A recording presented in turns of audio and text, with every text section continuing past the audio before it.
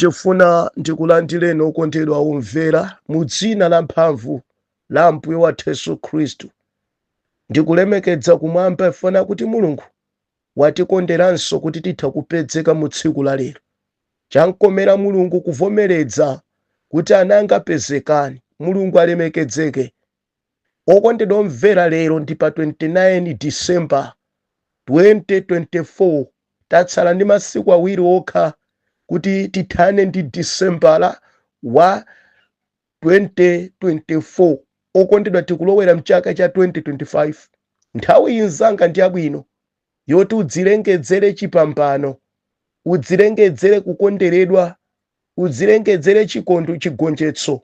Mwina mchaka cha 2024 wapemphera koma unkalumphalumpha machitidwe ako, unkadzembadzemba, andi amakupangitsa kuti udzidzembayo ndi Satana. Chifukwa Satana akudziwa kuti iwe unkati sumapemphera, sumalandira zako zimene zili mu ufumu wa Mulungu.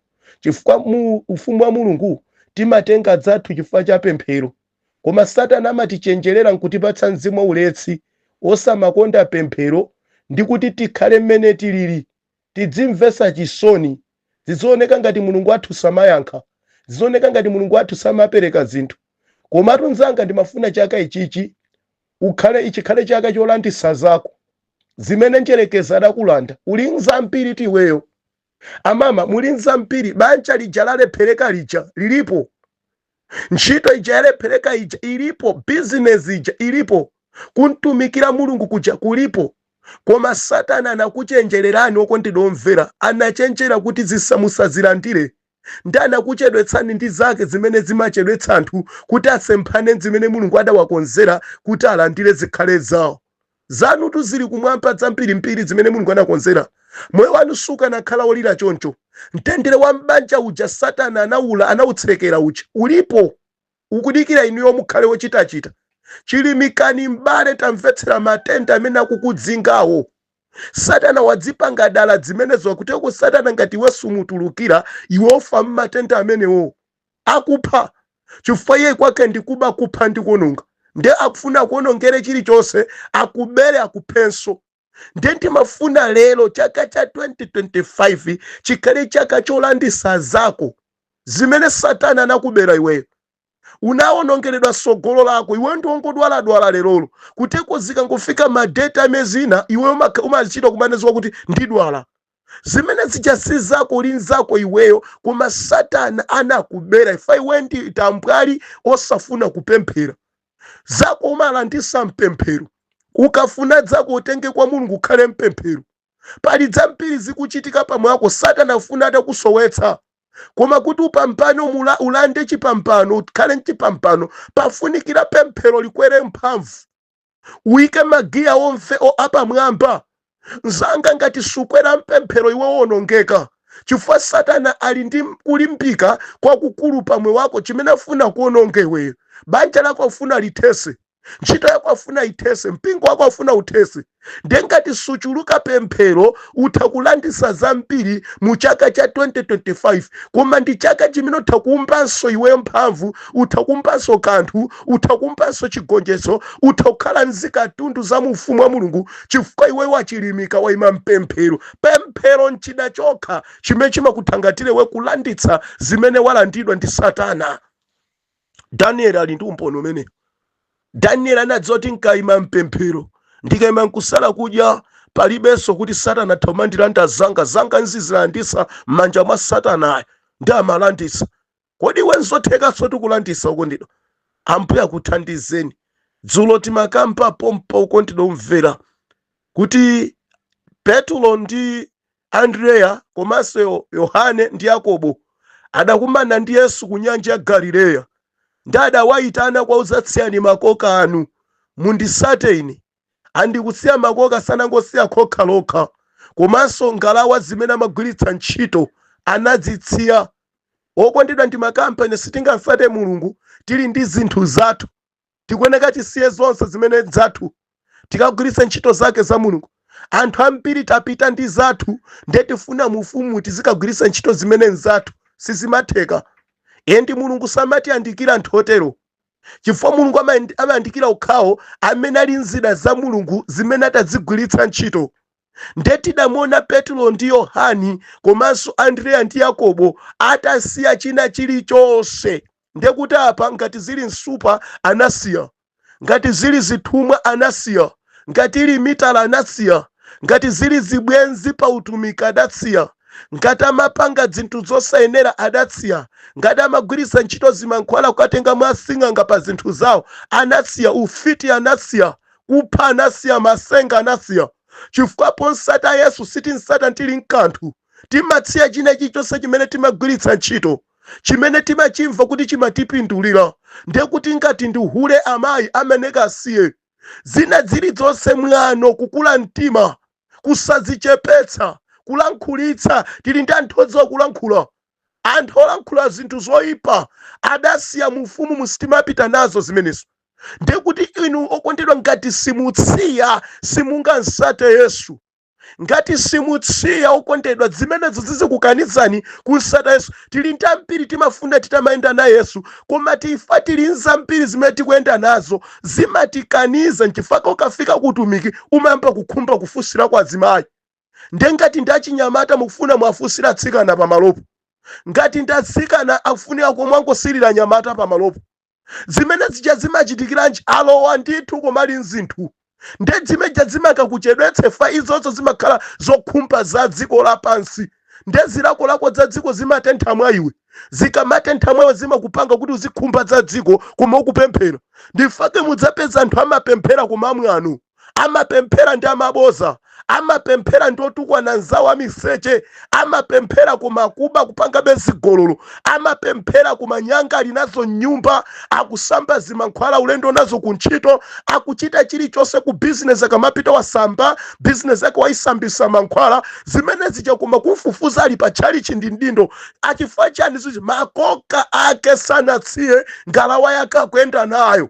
Okondedwa omvera, ngalawa ya Petro imanthangatira kuzisakira ikha zinthu, koma namuzasiya zonsezo ndisate ndizisaka zinthu ndineyo. Ngati kuti uzidya Petro uzidya fa cha ineyo, ngati kuti uzithandizika nchifa cha ineyo, sindingakuitane ku zinthu zimene ndilibe thandizo lokupasa. Okondedwa, Mulungu akamatiitana mufumu mwake ndi kuti amakhala tikonzekeresa china chonse. Ndiye kuti olotitadwala matenda amachilitsa ndiyeyo. Chofunika tizingomwitanisa, ndakumana ndi matenda Ambuye lowererani, ndakumana ndi nkhondo Ambuye lowererani, ndakumana ndi mavuto awo Ambuye lowererani, ndakumana ndi njala iyi Ambuye lowererani. China chilichonse yadzilowerera nchifukwa watitana, koma sakufuna kuti titenge zokadalira tokha zimene Mulungu sakondwera nazo. Ambiri tanyamula zinthu zodalira zathu tokha zimene zili ndi yankho lathu, pamene yankho likaneka likhale Yesu amene watitanayo. Pamenepo pamene timalepherera kuyenda ndi Yesu.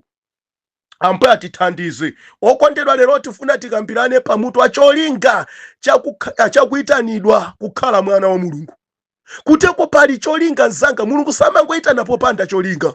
Petro ndi Yohani ndi atumwi ena adayitanidwa kukhala ophunzira, koma kuti akhale ophunzira ncholinga choti azamtumikire Mulungu, aphunzitsidwe mawu a Mulungu. Andi Khristu akamachoka kumapita kumwamba atsiyewo andi utumikiwo adzatumikire ku dziko. Mwanjira ina Yesu afuna atsiye ntchito ya utumiki mwa iwowo. Ndelero tifuna tione chimene chidapangitsa Yesu kuwapanga iwo kukhala ophunzira. Lero chikuchitika. Nde tifuna tione buku la Machitidwe a Atumwi chapter 2 koma kuyambira ndime 37. Mbale ndimafuna ndiwerenge nawe. Hallelujah. Bible likukamba zakuti otembenuka mtima oyamba. Hallelujah. Verse 37, anthu atamva zimenezi anatsutsika kwambiri mu mtima, ndipo anati kwa Petro ndi atumwi enawo, abale, kodi ife tichite chiyani? Petro anawayankha kuti, lapani ndipo mubatizidwe aliyense wa inu m'dzina la Yesu Khristu kuti machimo anu akhululukidwe, ndipo mudzalandira mphatso ya Mzimu Woyera, pakuti lonjezanoli ndi lanu ndi ana anu, ndiponso la onse amene ali kutali, ndi iwo onse amene Ambuye Mulungu wathu adzawayitane. Petro anawachenjeza ndi mawu ena ambiri, ndipo anawadandaulira iwo kuti muzipulumutse ku m'bado owonongeka uno. Iwo amene anawalamulira anaulandira uthenga wake, anabatizidwa, ndipo tsiku lomwelo miyoyo pafupifupi 3,000 inawonjezedwa ku gulu lawo. Iwo ankasonkhana pamodzi kuphunzitsidwa ndi atumwi pa chiyanjano, pa chakudya ndi popemphera. Atate, mu dzina la mphamvu la Ambuye wathu Yesu Khristu, kumwamba ndi dziko lapansi ndicho chilengedwe chanu, andi munayika munthu m'dziko lapansi alamulire. Munthuyo ndineyo komanso ndawo. Atate, tipatseni mawu anu ndi amoyo, endi mawu anu amapereka chiyembekezo. Tikapemphera inu mumamva, dzina lanu libukisidwe mkati mwathu, vumbulutso lanu lipezeke mkulankhula kwanu. Ambuye, tipatseni pakamwa pa mawu kuti tilankhule chimene ndi chokhacho chili pa mtima pano. Tilankhuleni ndipo ife tizamva, mu dzina la Khristu Yesu, amen. Okondedwa omvera, ndikuyamba za cholinga chokhala ophunzira kapena mtumiki wa Mulungu. Mulungu akamatitana pali cholinga. Musayiwale dzulo pamene timakambirana kuti Yesu anali kulalikira ku nyanja, andi chimene amalalikira maudzi anthu kuti akhale okonzeka, alape, asiye tchimo, chifukwa ufumu wa Mulungu wayandikira. Posachedwa pompa chiweruzo chichitika. Andi amalalikira uthengawo anali Yesu. Nkumadzifunsa kuti kodi nchifukwa chani Yesu akulalikira kuti ufumu wakumwamba wayandikira pamene yeyo ndi mfumu yomweyo? Okondedwa, amafuna aonetsere kuti posachedwa Yesuyu apita, komanso adzabwera. Andi nkubwera kwake sikukhala patali, chifukwa cholinga chakubwera ndi kuzaweruza dziko. Chifukwa ulendo uwu unali wozapulumutsa dziko, koma pali ulendo wina umene okuzaweruza dziko. Okondedwa omvera, kupulumutsidwa ndi kuweruzidwa ndi zinthu ziwiri zotsiyana. Ndikamakambadza kupulumutsidwa ndi anthu amene akuyenda moyo wa uchimo, koma atamva liwu la Mulungu akhulupirira, atakhulupirira za liwulo alapa, atalapa asiyana nalo tchimolo, ayang'ana kwa Ambuye, amene ndi kuti amapulumutsidwa ku tchimo, ku chilango chimene chimabwera chifukwa cha tchimo. Tchimo lina lilonse limene timachita, kutsali kwa tchimolo kwasungidwa chilango. Andi chilango chake nchopsa, nchowawa. Ndiye Mulungu anatuma mwana wake okondedwa Khristu kubwera kuzamulanditsa munthu ku tchimo limene munthuyo litha kumpha nkumuwononga. Koma kuti asaonongedwe ndi tchimo, kunabwera Khristu kuti ndi mawu anga amene ndilankhula mwa munthu omulanditsa ku tchimo limene akuchita, akawakhulupirira ndi kumawachita mawuwo amuthangatira iye kuntulutsa ku tchimo limene litha kumuwononga. Okondedwa, pali tsiku limene akubwera posachedwa Yesu. Ndiye kudziko kunatalalikira, anapedza anthu ena ali muzochitika zawo ngati achina Petro. Ndi amene adawayitana, tabwerani kuno anyamata, ndifuna ndikhale nanu, ndifuna ndikusireni ntchito, ndifuna ndikutumeni. Anyamata osawiringula, tili bize ndi zathu. Anyamata osawiringula, tatanganidwa tikugwira ntchito yathu. Koma chimene anadziwa anyamatawa ndikungovomereza nkumakasata Ambuye. Zawo anasiya ngakhala mazikonda, zawo anasiya ngakhale zimathangatira. Okondedwa, ukamayitanidwa ndi Yesu umangofunikira kungovomereza. Mtima ovomereza ndi umene ukuti so anthu ife, chifukwa tikang'ana zathu kumene tachokera nazo nkutali. Ndelero ndilero atisise tikumamva kuvuta. Ndifakelero anthu ambiri alowa ntchalichi nkumapemphera. Tafufudzani akuchita uhulu ali ntchalichi. Tafufudzani akumapanga za masenga ali ntchalichi. Fufudzani akukhala mitala ali ntchalichi. Fufudzani akuchita china chilichonse choyipa chakunja kwa mawu a Mulungu, koma ali ntchalichi. Amapemphera, amayimbira bwinobwino, amalalika bwinobwino, koma machitidwe awo akuchita monga akunja. Chifukwa chani? Safuna kumvera, kuvomereza kuti idzi ndisiye mufumu, musafuna idzi.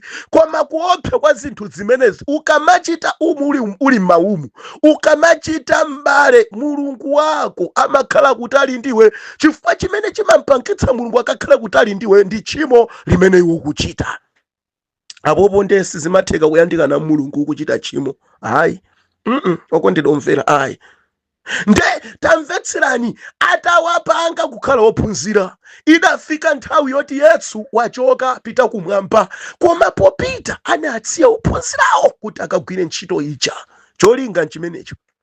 Cholinga chenicheni poayitana achina Petro, siyani makoka, ndikakusandutsani kukhala asodzi osoza wanthu atengera anthu mufumu wa Mulungu. Lero tifuna tione usodzi wa Petulo, tifuna tione usodzi wa atumwi ena umene Mulungu analankhula pa iwo. Nzanga Mulungu akalankhula kanthu amadzakwaniritsa. Mulungu samalankhula kanthu pongofuna kutisangalatsa. Kudziko kuno timakhoza kulankhula kanthu mofuna tisangalatsane, koma tikunamizana kanthu konkosa zachitika. Ambuye atithandize okondedwa omvera. Mvetserani, idakwana nthawi imene Petro ndi Yohane pa machitidwe atumwi paja Yesu adawuza kuti ku machitidwe atumwi oyamba, machitidwe atumwi chapter cha number 1, tikamawerenga kumeneku mpaka na chapter 2 timamva kuna kuti Yesu anawawuza ophunzira kuti asalowe mu Yerusalemu pamene amachoka kupita kumwamba, koma adikire amene ndi mzimu wa choonadi adzatsike pakati pawo. Ndiye kuti mwanjirene ngati atazalowe mu Yerusalemu kalalikira uthenga, akalalikire pokhapokha mzimu woyera atatsika pakati pawo, chifukwa amadziwa kuti ngati kudziko apita popanda mzimu woyera alibe mphamvu, akagonjetsedwa. Chifukwa agonjetsa kudziko nzambiri pokhala tili dziko la nkhondo limene timalimbana ndi Satana ndi amithenga ake. Chotero adawudza mudikire pafunikira mphamvu, abwere mzimu wa choonadi pakati pano, andi cholankhula chanu chisakhale choonadi, mukulankhulamo mudzakhale mphamvu ya Mulungu. Okondedwa omvera, tamvetserani chimenechi adachidikira mpaka na chitafika pa machitidwe atumwi chapter 2 tsiku la Pentecost. Atazazidwa pa tsiku limeneli anyamatawa anatuluka mu Yerusalemu. Atadzazidwa pa tsiku limeneli, atapasidwa mphamvu, atazozedwa ndi mzimu woyera, atawalumbirisa, atawapasa zowayenekereza ku dziko la nkhondo limene akupita, atawapasa mzimu wakulimba mtima wakusachita mantha ndi za dziko. Anatuluka ndi kukamba uthenga wabwino, andi kukalalikira tsiku loyamba. Baibulo likuonetsera kuti atalalikira, okondedwa omvera, gulu la wanthu amene adamvera mawuwo chifukwa cha kuzoza kwa mawu, mphamvu ya mawu imene mabwera ndi moto wa anointing, analasa mitima ya omvera. Mawu a Mulungu akweneka azilasa pa mtima. Okondedwa, mawu a Mulungu asamalase phazi ayi. Akalasa phazi munthu satembenuka mtima ayi. Chifukwa chofunikira mawu a Mulungu adzilasa ndi mu mtima. Nde atumwi atalalikira uthenga wa Mulungu, cholinga chimene Mulungu adayitanira atumwi chamba kukwaniritsidwa. Okondedwa, Mulungu ngati anakuyitanani kukhala mwana wa Mulungu, sanafune mudzangokhala pansi ayi, sanafune mudzingokhala mudzingoyenda ayi, koma anayika mawu mkamwa mwanu, andi mawuwo ndioti mukawatulutse ku dziko, kuti dzikoli lipulumutsidwe, likusowekera kupulumutsidwa. Mwanjira ina Khristu adafuna anthu oti anthangatire ku ntchito imene iye adayifera pa mtanda, kuti ilalikiridwe ndi dzina lake la Mulungu libukisidwe. Ndi achina Petro atadzuka pa chipinda cha pamwamba anamba kulibukitsa dzina, andi mukubukitsa kwawo anthu adamva mawu. Ndanafika pafupi ndi achina Petro ndikumawafutsa, muna inu mawu atawamva, mkati mwathu mutikumva moto, mkati mwathu mutalasidwa, mwalasa poyenerera ifa mwalasa pa mtima, koma sitikudziwa kuti ululu umene uthe. Tipange chiyani Petro? Tipange chiyani atumwi? Baibulo likuti Petro akwauza mawu kuna kuti ayi, chinthu chikafika papa chimene chimafunikira choti muchite ndicho kunena kuti mukweneka mulape, mutsiyane nchimene chikupangisani mawu adzibaya.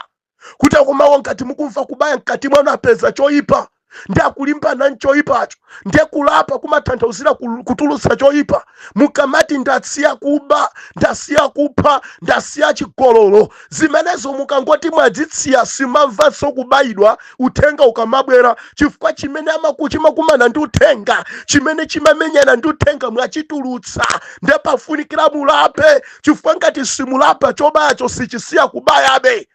Okondedwa, mwina makhala mukulalikiridwa, mwina munalalikidwapo uthenga kuti musiye mitala, mutachoka pa mpingo pamene munapitanso kwina nakalalikiranso za mitala yomwe, mutachoka munapita ku fellowship kwina nakalalikira za mitala, ndiye chimene chichafani chimene mumachita mumamva kupweteka kwambiri. Chifukwa chani akhanga tatumika lipo akuwauza zoti ine ndili pa mitala, kodi amandiganizira bwanji?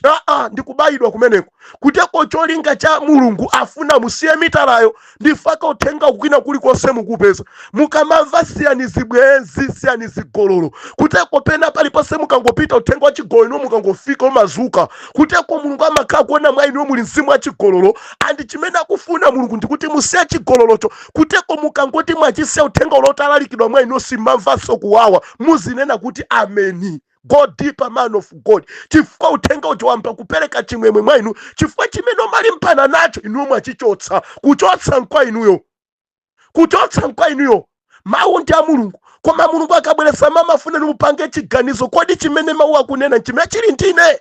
Akapeza kuti ndikukula mtima muli nako, mudzimva kuwawa. Anthu akamanena za kukula mtima, mukapita kwene kuliwonse mzimu wokula mtima uthe, ndiye kuti kumene kuchodzimva kusautsika mutumiki ndiye kubayidwako. Kuteko chofunikira pamepo ungosiya.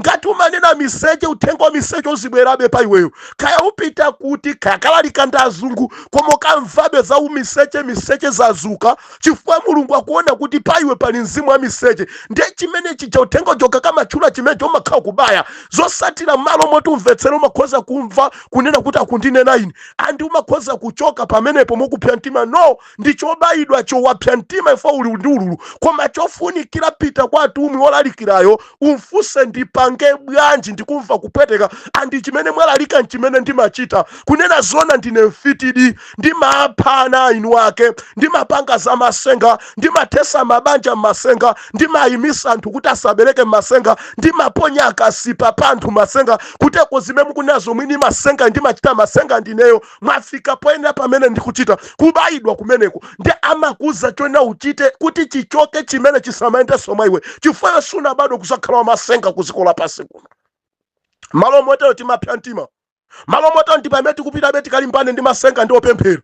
Amene awela alikira za masenga ife tifuna taonese masenga.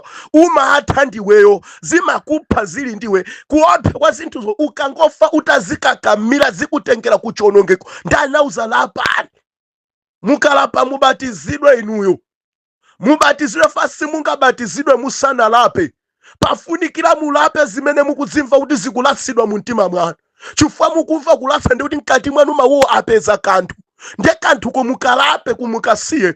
Mukasiya mawuwo akhala chimwemwe mwainu. Kuteko mbale uzamva kutsiya mtendero, uzamva kupezeka mwa iweyo pa uthenga wa Mulungu. Ukalapa ndi kusiya ndi kungokonza zimene mwa Mulungu akukuza kuti ukonze. Makani sakuthandiza. Anthu ambiri tili ndi makani koma tikuza kuti timachitadi zimene mawu akulankhula. Timachitadi, timathesadi mabanja anthu, timangofusirafusiradi, tili mmamitala anthu ife, timapangadi zimene ndifamwano ndozikuza zimene zingati zikumveka mwa iwe. Ngati mawu aja akubwera tangovomeretsa mpuye ndipange bwanji. Chofunikira ndikulapa, kusiya chimenecho kuti upeze mtendere. Ndi anauza mulape, mukalapa mubatizidwe, musiye machimo anu, Khristu akukhululukireni.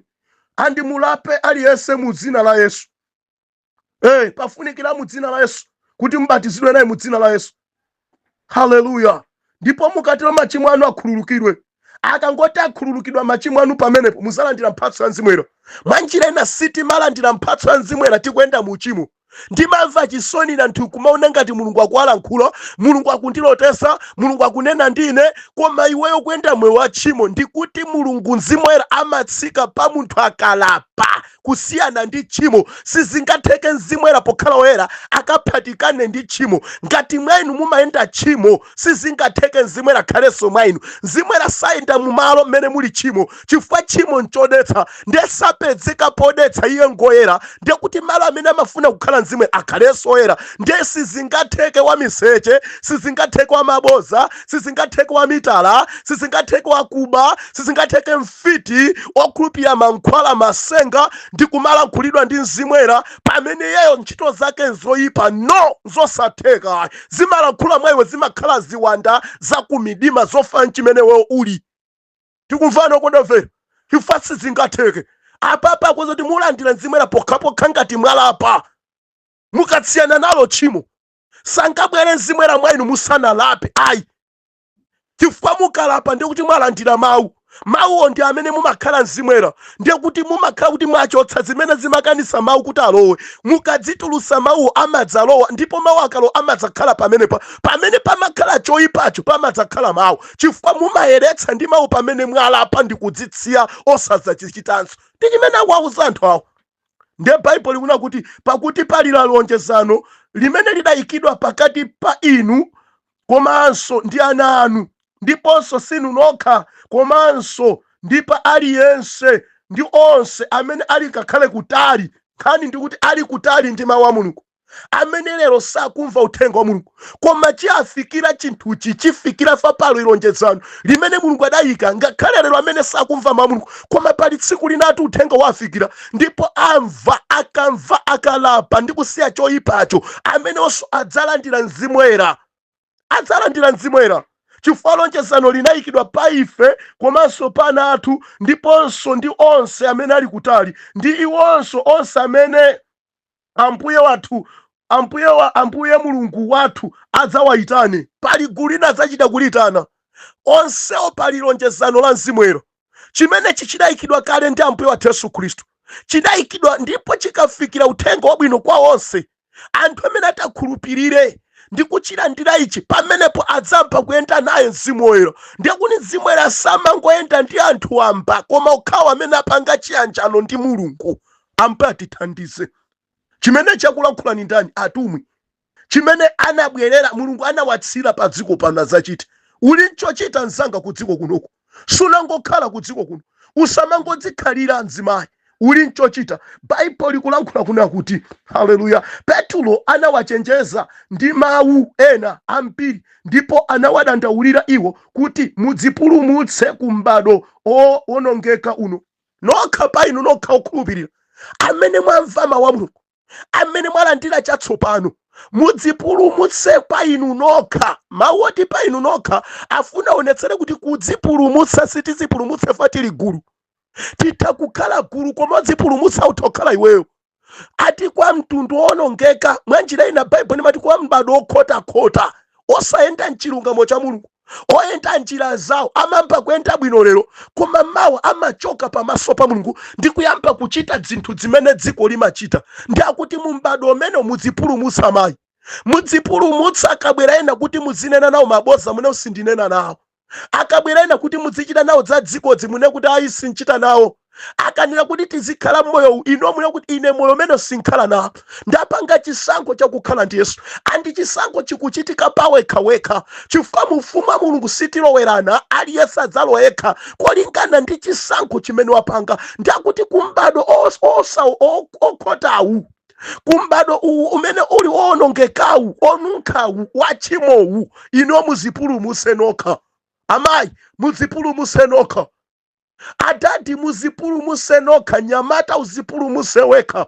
Mutha kumayenda anthu atatu 4 or 5, koma nkhani ya kuzipulumutsa ndi wekha. Ngati umva mawu akukutsutsa kuchimo, wamva mawuwo ndiweyo. Zipulumutse kuchimo limene likuchitika moyo mwako, chifukwa nkutheka onse sanamve. Kodi pa ulendo wa Paulo nzanga opita mu Damasiko anali ndi gulu osachepera 4,000 wanthu, koma kulankhulidwa kumene kudamveka kumayankhula za Paulo. Andi Paulo ngati atadikire gulu lonse lipulumutsidwe, Paulo sapulumuka. Koma Paulo angomvetsera chimene chikulankhulidwa, ngakhale ali ndi gulu loyenda nalo. Amama, ngakhale muli ndi gulu loyankhula nawo zinthu zimene malankhulazo, ngakhale muli ndi gulu loyenda nalo adadi, koma chipulumutso ndi wekha. Amene wamva mawu otsutsana ndi chimo ndiweyo.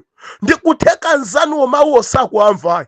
Ndiye usamayembekeze kuti kumva kwa mawu iwe ukumva otsutsula choyipacho, ndiye kuti anzakonso amva mawuwo. Ukumvawe panga chiganizo chakusiya chimene ukumvacho, ndi kuti umudza Ambuye akulankhula mwa iwe kuti Ambuye bwerani mukhale ndine. Chifukwa kudzipulumutsa ndi wekha. Sumapulumutsidwe fa cha anthu ambiri, wekha.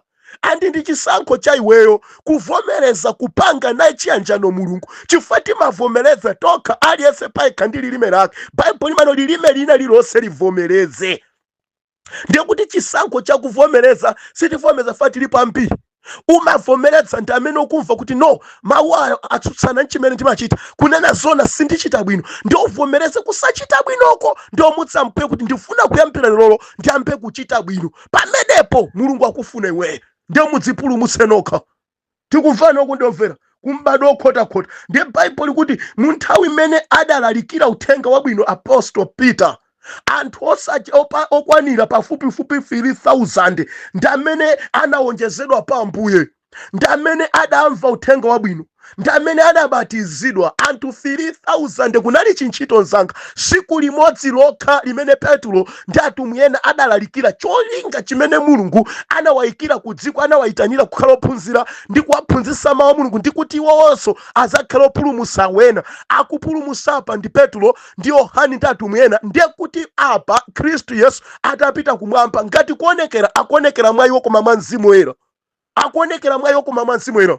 Koma anthu akuiona ntchito ikuchitika mwa atumwi, kuteko cholinga chakukhala mtumiki sikulankhula maboza ayi, ndi cholinga choti upulumutsa anthu, sikukangana pa udindo, sikulimbanira na tchalichi okondedwa omvera, sikulimbanira na gulupu WhatsApp ayi, sikulimbanira na fellowship. Ndinayambisa ndine nkhani simeneyo. Nkhani ndikuna kuti uzalalikira uthenga wa chipulumutso, sikukanganika ndi kulambana ndi ndalama, no, koma kulalikira uthenga wa chipulumutso. Anthu apulumuka zipita kumwamba. Mishoni okondedwa omvera, Mulungu adakutumizani pa cholinga inuyo. Tikuvana okondedwa omvera. Ndi anthu 3,000 anatembenuka mtima, anthu 3,000 anabatizidwa. Walalikira ndani? Petro ndi atumwi ena. Chimene chikusokera pa mpingo lero, mipingo yathu tikuchedwa nkulankhulana zinthu zamwano, kutukwanizana, kulankhulirana mu zinthu zopanda ulemu, malo moyima nkulalikira anthu apulumuke. Anthu opulumukawa kulephera kupulumwe facha khalidwe limene tikuonetsera anthu ifeyo. Tikuoneka timapita pa tchalichi inde, timapita pa fellowship, koma anthu ife ngosapulumuka. Ndesi zingatheke osapulumuka nkukapulumutsa munthu, osapulumuka kweneka apulumuke, akapulumuka nkotheka ukapulumutsanso wina, chifukwa adziwa njira imene anthu amapulumutsira anzawo. Lero ndi azitumika amene timakhalira mabosa, kukhalira kunyozana, kuyezana mphamvu. Sizimene Mulungu akufuna ayi. Afuna chiyanjano cha mwa atumwi, kulalikira uthenga wa chipulumutso. Moto yake kudziko kuno anthu amve kubayidwa mitima pakusiya choyipa. Ambuye atithandize. Okondedwa omvera, Bible likuti anthu onse aja adawasonkhanitsa pamodzi, ndipo atawasonkhanitsa pamodzi amawaphunzitsa. Amaphunzitsa ndi atumwiwo, amaphunzitsa wani pakukhala mchiyanjano komanso pa chakudya. Amen. Amaphunzitsa chiyanjano, kukhala mchiyanjano, pa chakudya ndipo pemphero. Zinthu izi zinafunikira oyera mtima akhale. Okondedwa, si nthawi yona kuti ndatembenuka mtima lero mandi kukayamba tchalichi, no. Si nthawi yona kuti ndatembenuka mtima mandi kukayamba kulalikira ayi. Pafunikira uphunzira kuchokera ku khalidwe loyipa, uphunzire khalidwe la mufumu. Anthu ambiri atangobadwa mwatsopano lero mawu anatenga Bible nthawi anayamba kulalikira. Zosatira zake chifukwa alibe khalidwe, sanaphunzire khalidwe la anthu otembenuka mtima. Amakachitabe zimene amachita sanatembenuke mtima, koma akulalikira uthenga wa Mulungu.